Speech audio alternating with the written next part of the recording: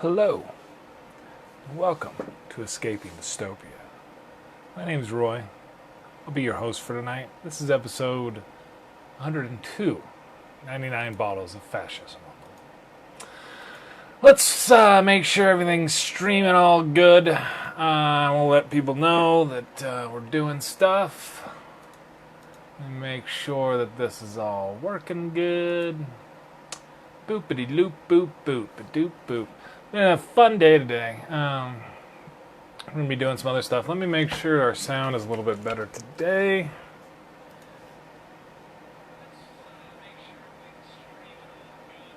Alright, I guess that's...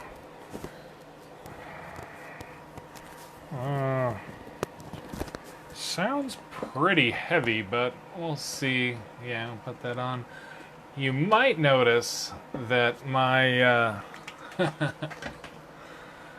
my face looks a little bit different today. We did some photo shoots this afternoon with my wife and I for a campaign. I'll be talking about that a little bit later and some of the other stuff. Alright, so this is going live, doing good. I need to figure out a better way to just share these, but you know how it is. Alright. So, what are we going to be talking about tonight? There were, around the country, again, the protests continue unabated. Last night there were a number of shootings in a few different cities. This is what's really concerning to me, is this begins to start to escalate more and more and more. Is this... Sorry. If somebody watches, I'm sure I'll be able to see it better. I'm trying to keep track of this. Oh, there we go. Bam. Bam. That's what I wanted to do. Shared to my timeline. Oh, okay. Hopefully that works. Alright. Yeah. Okay, that's going. Watching live. Alright. So... yeah, like I said, we're having a little bit less organization now with our 100 Days to Glory situation. But, like I said, there was a shooting here in Colorado. Apparently, so there was a protest going on the highway. A Jeep starts barreling down the highway. One of the people in the crowd pulls out a gun and tries to, I guess, shoot the Jeep GTA style, and ends up injuring a couple other people who go to the hospital. There's another shooting in Austin, Texas. Again, another car going into a crowd. Apparently one of the protesters was armed with a long rifle, one of those assault weapons. Started to approach the car and then got shot a number of times and was killed. This guy was a veteran, and he had been going to the protests with his fiance, who was a multi-limb amputee, and was killed pushing her wheelchair across the street when this guy tried to drive his car through the crowd. So there's a bit of chaos going on in the country as that continues. So let's pick through some of our stuff now that we know how to do these things. And we can make a little bit of progress here and clear stuff out. We are going to, let's move that there, that's there. Alright, so the president sent out a tweet. I mean, and I'm going to start, I'll put these on here when I'm going to talk about it.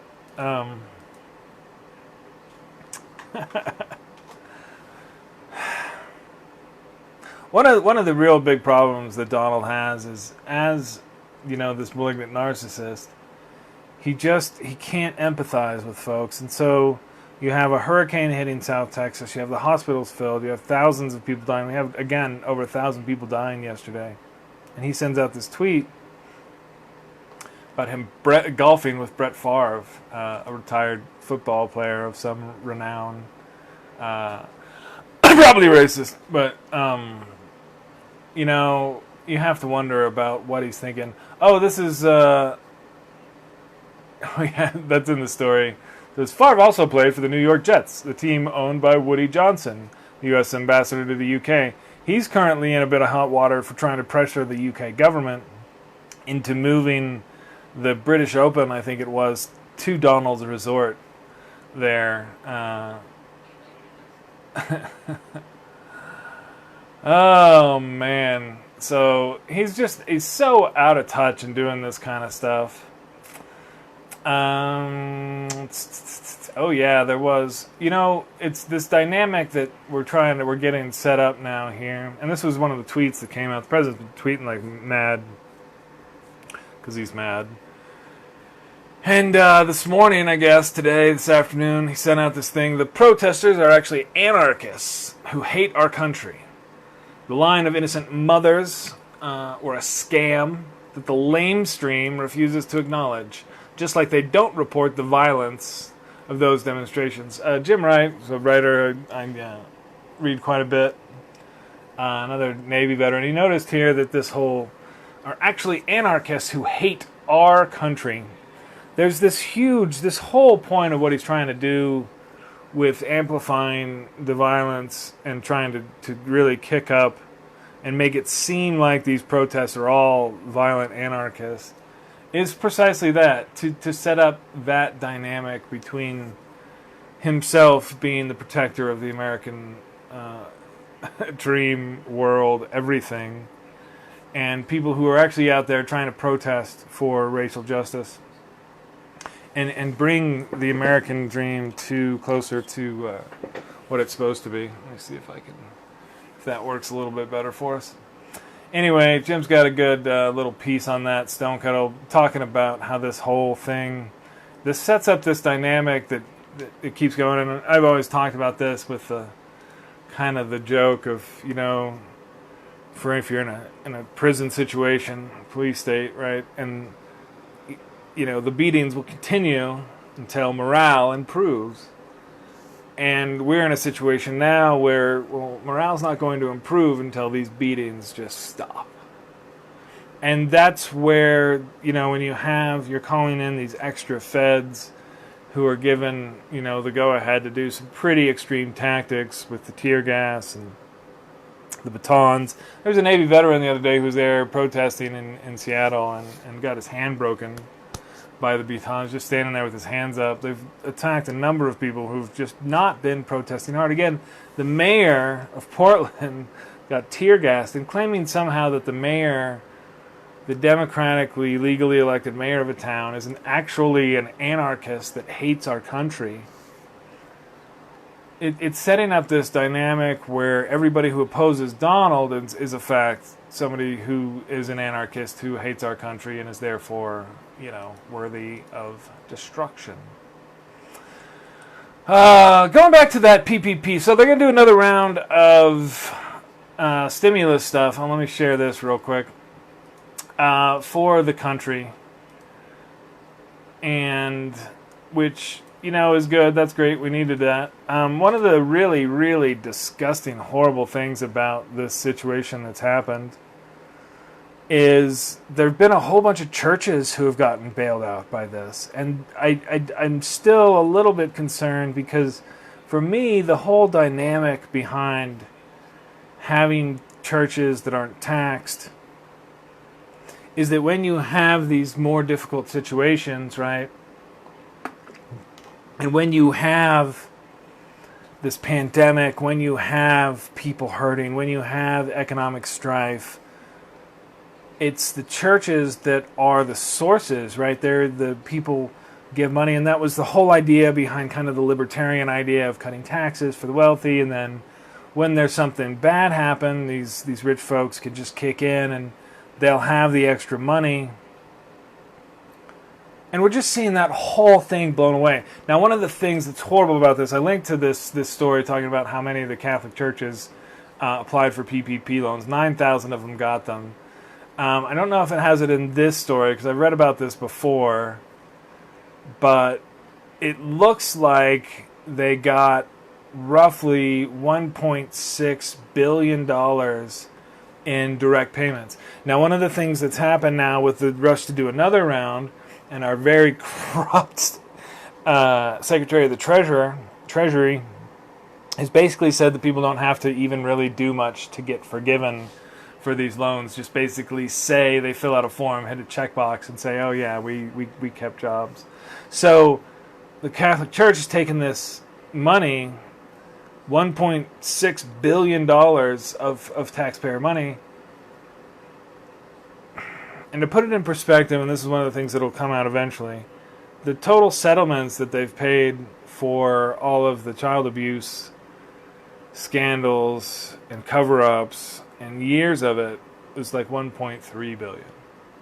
So we have, as American taxpayers, through this, made the Catholic Church whole for all that money that they had to pay for all those lives that they destroyed. We're going to see a lot of this corruption come out, and this is one of the things that's going to come out a little bit more. Postmaster... Oh, yeah, the Postmaster General. We have a new Postmaster General. Let me share this story, too. And he has decided to try and save money, and one of the ways that he's trying to save money is cutting back on routes, overtime, a number of things. And this is actually going to come to a head in September and October when they start to run short of funds for the year. This goes into some of the election issues that we're most likely to have. Because Donald also was tweeting about how mail-in voting is fake and a fraud. And I live here in Colorado, in a state where that's what we do, is mail-in voting. We have the ballots, they send them to you, you go drop them off. It is wonderful, and I'd highly recommend that anybody who's a part of a democracy do this kind of stuff. But I think looks like the Postmaster General is going to start effing with things, and I'm really concerned about this because this is a crony who's in the job now. They finally put somebody there, and he goes to Mar-a-Lago, he's got his buddies, and there's somebody there who's like, oh yeah, the post office, oh, we could do it so much cheaper and all this. And it's again one of those things where you don't have the same parameters for providing service, like similar to charter schools who, don't take certain students and then say, oh, well, look at our test scores. Well, yeah, but you don't have any learning disabled students. You don't take them. And these other public schools don't have exceptions on their standardized testing scores for these same students that take a lot of resources and are not going to test well. Anyway, so there's, these parameters for how you look at some of these stuff is always very interesting. It should be noted also that Paw Patrol, and as a father of toddlers, I know this is not true, has not been canceled. The press secretary for the United States, president, made this claim the other day. And again, trying to set up this dynamic, this anti-police dynamic between people who oppose the president and oppose his policies and oppose what he's doing. I'm going to do a quick little aside here, because I see this all the time in all these news articles, and just the way that people talk about it. They're like, oh, well, this critic of the president, and anybody who is therefore critical is therefore a critic. And then you turn that into the dynamic of, oh, everyone's a critic. They just say it because they hate me. They're just critics. That's why they're saying, because they got to be critical. And it's like, well, you need to be like, oh, a good, decent, rational person finds this behavior abhorrent, and that's why we need to talk about it. So Paw Patrol has not been canceled.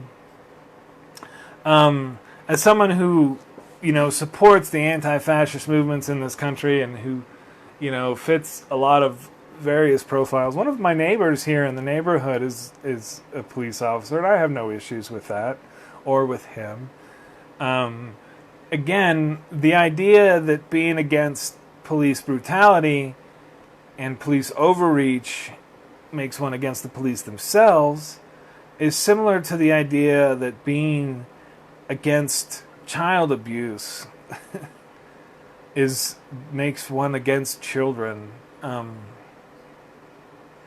Or against parents in general existing. It's no, there's behavior with people who are trusted to do a job that goes over a line, and we need to, as a society, pull that back.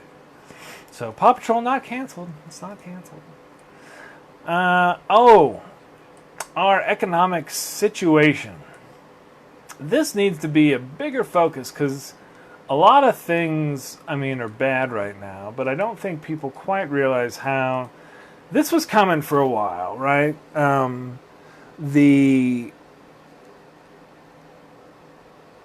retail apocalypse, if you will, has been brewing, and this was already for most of the year. We were going to get pretty close to this, right? Because you had a whole bunch of chains that were oversold and had way too much stuff out there, way too much retail space, way too much just floor space when they're trying to compete with virtual competition and Amazon, right? And everybody, and all the stuff from China and all these things that don't have to pay local taxes and don't have to pay for floor space and air conditioning and all that. And so now, this last couple weeks is where you've really, really, really seen this just kick in and start smashing. This big chains filed for bankruptcy. Big chains filed for bankruptcy and closed stores every week in July. And here's some of the big ones. NPC International, which is, you might not recognize that, but they have 1,200 Pizza Huts and 400 Wendy's. Lucky brand, a lot of your mall stores. Brooks Brothers, which is kind of a household name, at least for folks who get nice suits for men in business. Muji, I'm not familiar with them. Heritage Brands, which is like Arrow. Calvin Klein, Tommy Hilfiger. They didn't announce bankruptcy, but announced substantial closures and layoffs. Taylor's Brands, Men's Warehouse, Jose Bank, K&G. These are not bankruptcies per se, but massive, massive reductions in workforce, in space, in all these various places. The Loft and Taylor, Lane Bryant, they filed for bankruptcy. This was expected to come, and now it's here. We had seen this building for years, and all this was oversold. So the economy is going to take just a massive hit. And jobs as well. This is where we're really kicking into that 2020 shift to, robot AI jobs. And a lot of retail and other simple labor jobs, I will say, that can be automated, being done more so.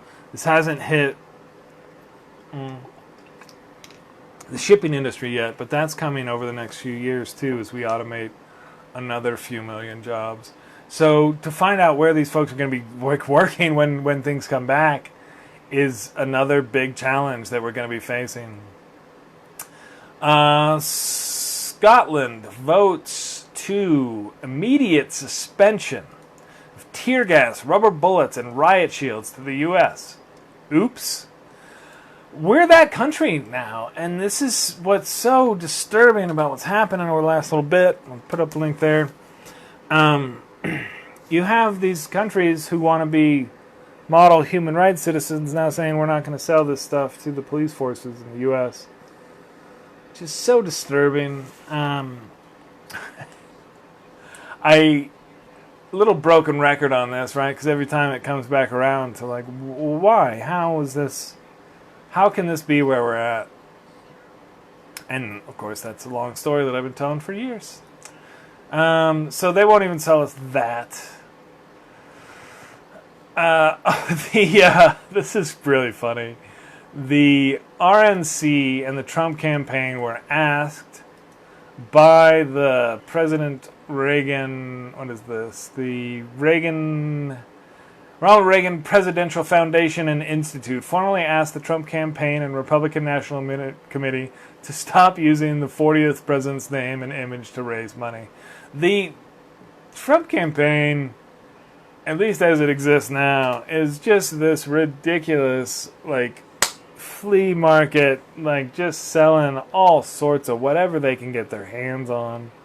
The campaign brand manager, Brad Parscale, recently got demoted, I guess, or whatever. But his emails, like, read like just this Nigerian prince scam. Like, oh, you're the only one. He's waiting to hear you. We're gonna put your name on a list. And it's like, this guy doesn't care about his, like, some of his children that don't love him hard enough, often enough. How can you possibly, like, think that this other stuff is really, he actually cares about anything?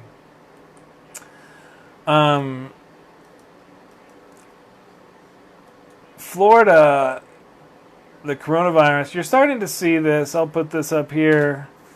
Florida's gone so bad. I didn't realize this. I saw a clip a little while back, but for months, like, and when you got into April and May and June on Fox, they were having DeSantis, he's the governor in Florida, on there as like a model of, like, well, this is how you do it. You just reopen and then you just act like nothing's wrong. And we're seeing now the results of that, which is, 10,000 cases a day, 400,000 cases. And Florida's, I know they're lying about how many people have died. And you're seeing now in Texas and Florida that same thing. What's going on in South Texas right now is atrocious.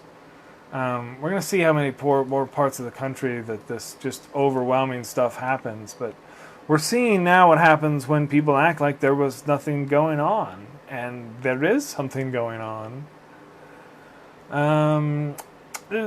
Back to crazy election time. We'll see more of these stories, and I'll kind of cover them as I get the little stories here. One of the Democratic Party headquarters in Arizona was burned.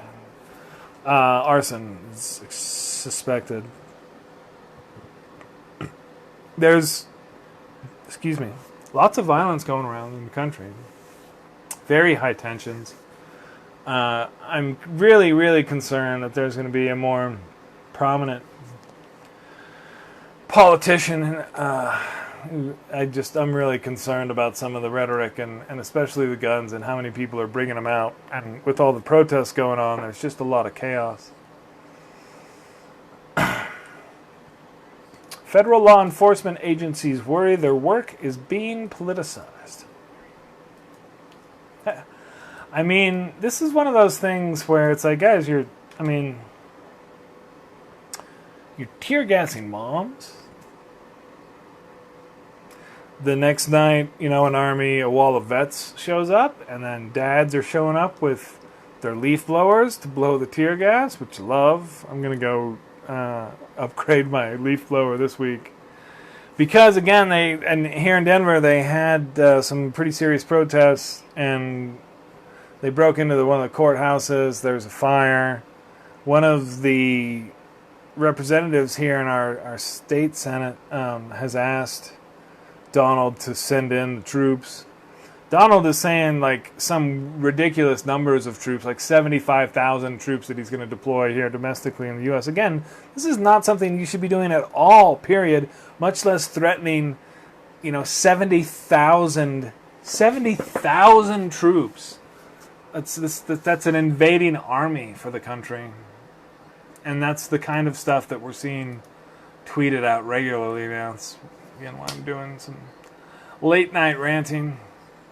And then, right above that, I've got this other here, court documents reveal secretive federal unit deployed for Operation Diligent Valor. And that is, like, super scary, right? This is not, like, something that they're doing on accident. It's not just sneaking out. It's, this is planned. It's part of a longer strategy. The operation had involved the Department of Homeland Security's Rapid Deployment Force. Rapid Deployment Force? Department of Homeland Security. This would be for an invasion, right? And it's no, these are protesters, but you can protest here in this country, right? And the way that they're trying to justify this, again, just it gets more and more ridiculous. There was another thing that came out today that they were basically just calling anybody who did anything in Portland or in Seattle now, what was it, like Antifa-inspired activist violence. Something like that. Goes a little nuts. Oh, Chip Roy. Yeah, so there's a guy. Some guy in Congress has my name. And he's got his last name. And he's this Republican guy. And he's kind of a dick. Sorry. And he is actually going to be running against Wendy Davis. She was a big politician in Texas. She had run a couple other races and did not win. But she's running for a House seat.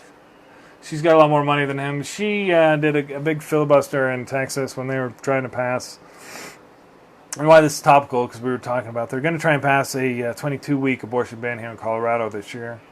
They, at the time, had passed a 20-week abortion ban in Texas. Later got struck down by courts, I think. I'm not sure exactly what the state of things in Texas are, which is why I moved away from there to get away from this stuff. Anyway, she's running for a seat and running against this guy. Now, why this is interesting is because this guy actually came out the other day, and he's been, fairly consistent Trumper, and then is starting to show some distance there because he's in one of these. This is one of these suburban districts, the 21st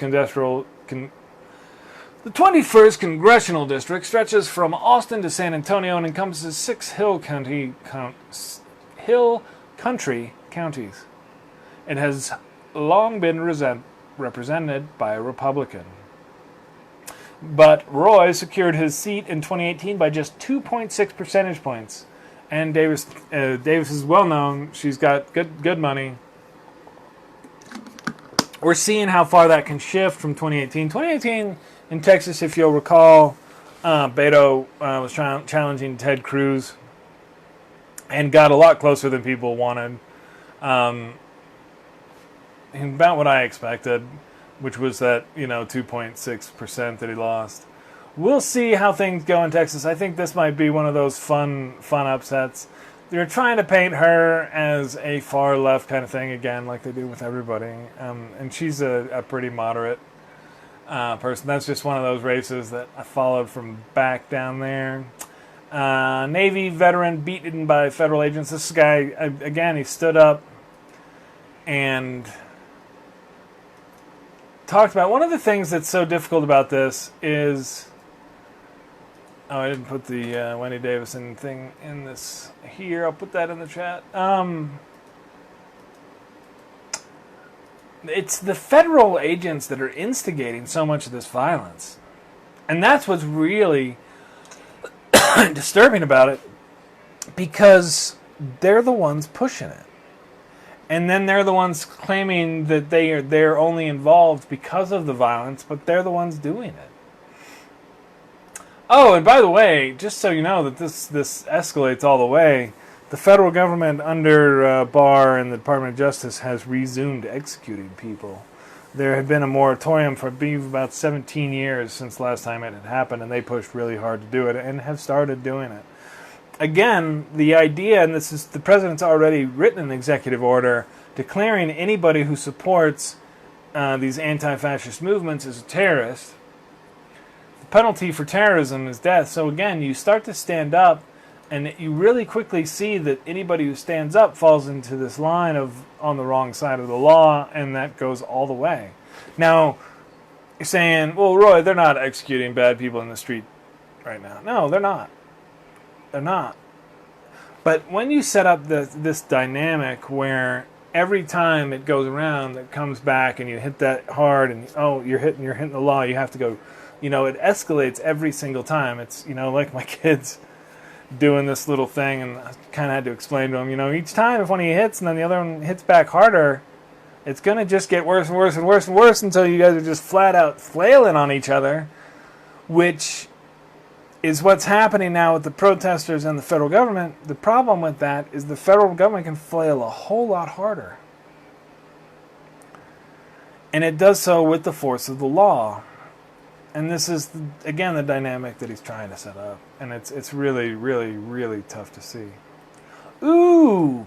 This one's fun. I missed this the other day. I didn't quite get here. So now we're making a little bit of progress. I'm going to start cutting it down.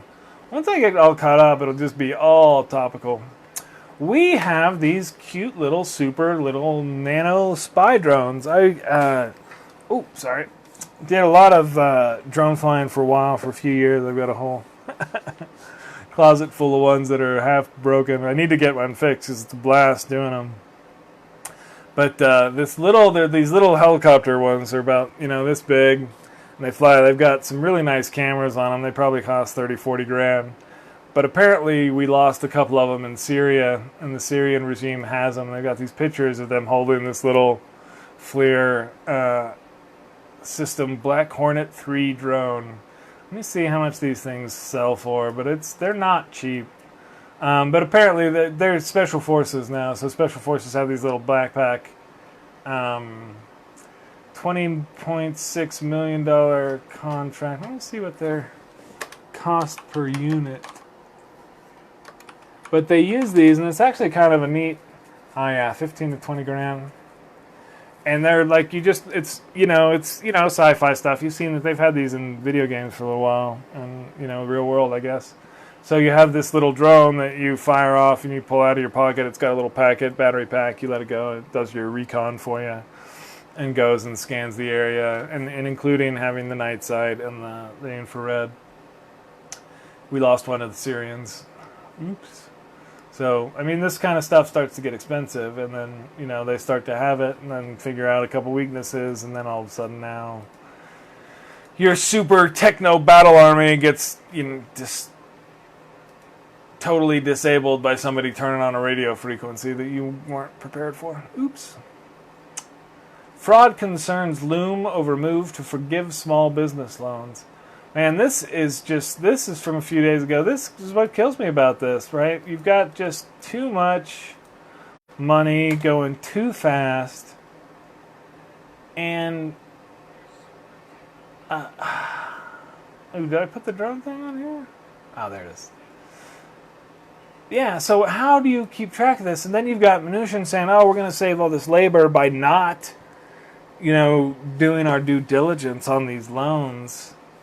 The bill would stop just short of automatic forgiveness for loans of $150,000 and under, is gaining bipartisan support. Basically saying we don't have the manpower, we don't want to do this. But they gave away millions of dollars to people who shouldn't have gotten it. There was around here, I mentioned the Catholic Church before, but another, like right down the street, and I need to find out, because I know a couple small business owners in the area, if they were able to get a part of this, because it seemed to go really quick, and it seemed to be some of the larger connected stuff. One of the churches here in the area got millions of dollars. A number of charter schools and private schools are getting these public money bailouts in think tanks and conservative media outlets, and just the list goes on. And it was so much money. It's like $500 billion that went out. There's some serious concerns for massive fraud that's going to go on for years on this. So we'll keep an eye on this. Man, there's just going to be so much cleanup about after this that happens. Police detentions in Portland are only a dress rehearsal. This is what I'm telling everybody, because, it's one of those things, and somebody else made a nice comment about this, too, that the dress rehearsal was really on the border, right? And when they decided that we can change a couple rules, and now we can tear apart families and intentionally charge these parents with a crime that we just decided they made, and then decide that, well, these kids can't be with these criminal parents, so now we're going to have to take these kids away, and by the way, you want your kids back? Here, sign this piece of paper that says whatever the hell we want it to say. That's what our immigration policy became.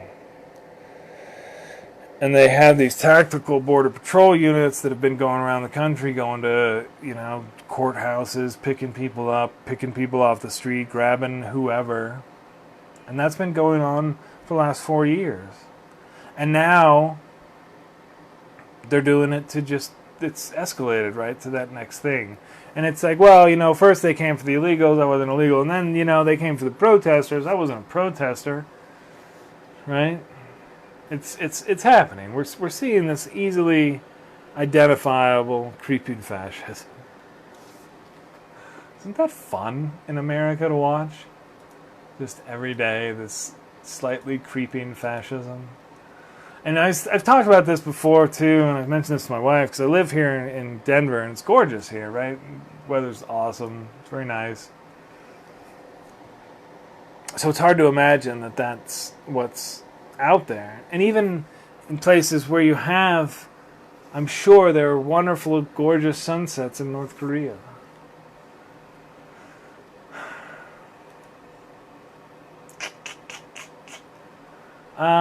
Twitter users think Biden should use Nikki Haley tweet as a campaign ad.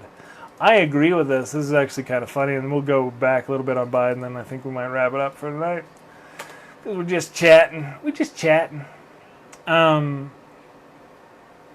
Nikki Haley, they've got this idea. If Biden wins in November, it's clear that Elizabeth Warren, will significantly shape his approach on domestic policy, in particular, whether or not her name's on the ticket. And the thing that's funny is Nikki Haley thinks that this is somehow a knock on Joe Biden, when what Nikki Haley's doing is actually consolidating Democratic support behind Joe Biden. Saying, oh, by the way, he's actually going to listen really well to this wonderfully competent progressive person who a lot of people supported in the primary, even though, she wasn't going to win. It's too bad. I think Warren would make a great president. I would have loved to see her on the VP slot as well, but that doesn't look like it's going to happen now either. Oh, well. All right.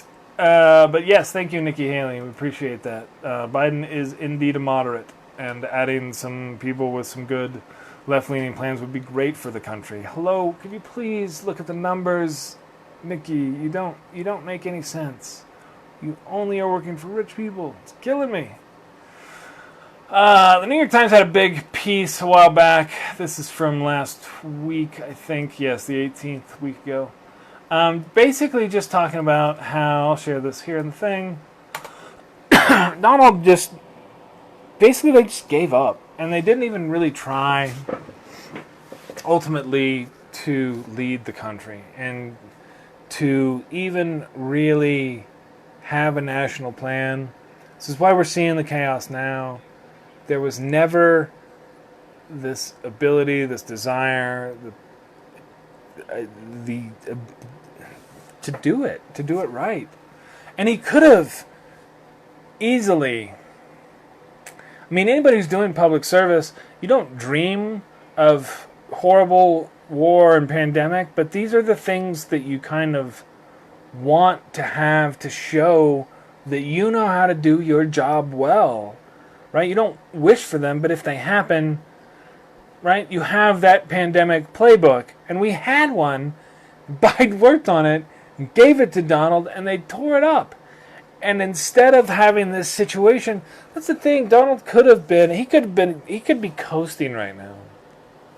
And he could be coasting because he could very easily have transcended ideological grounds. And it's very easy to see how.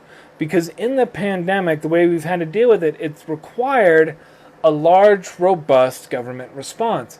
Now, a large, robust government response is something that the Democratic Party is perfectly comfortable with and would have been happy to help him do correctly. If he could have just changed his tone about it, and then be like, yeah, look, Republicans, I know you guys like small government, but hey, we've got this thing going on. We need to all do it.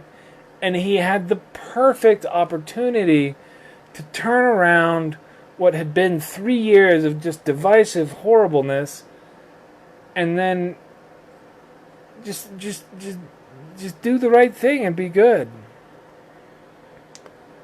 But that's not what we're seeing, and that's not what we saw. And so, yeah, just a huge squandered opportunity. Once again, when you write history and when you're feeling it, living that the maelstrom inside of it, it's like, come on, man, this wasn't that hard. It wasn't that hard. And I've noticed, and I've read this about before, the fall of great empires and all that. And people are like, well, how did they screw this up? It wasn't that hard. And like, yeah, no, it was supposed to be the right way to do it, but didn't do it. Man dies waiting for coronavirus test in Utah. So this is where, and the numbers that we're seeing, I think the numbers both in cases, I can't get a test back, I guess, within like a week or so. I haven't been tested yet. I do have this little slight cough, but